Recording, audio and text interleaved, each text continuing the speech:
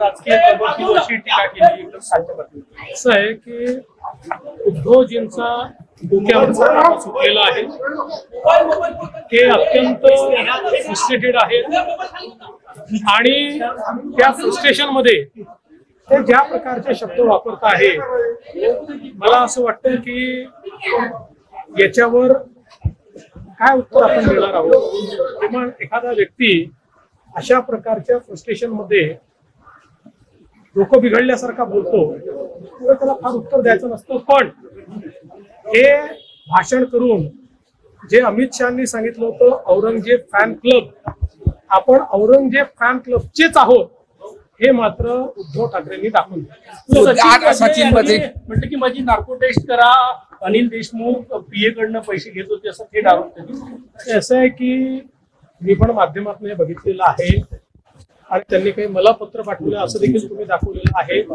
अजून मी ते काही पाहिलेलं नाही आणि मी नागपूरमध्ये आपल्याला माहिती गेले 2 दिवस असं काही आलंय का, कोणाकडे आलंय का, हे सगळं पाहिल्यानंतर मग त्याच्यावर मी रिॲक्ट करेन। हिंदी सांगतो की जे काही समोर येत आहे त्या समोर योग्य चौकशी आम्ही करू। टिप्पणी की है अमित शाह को लेकर असं है, उद्धव ठाकरे एक निराश और हताश व्यक्ति है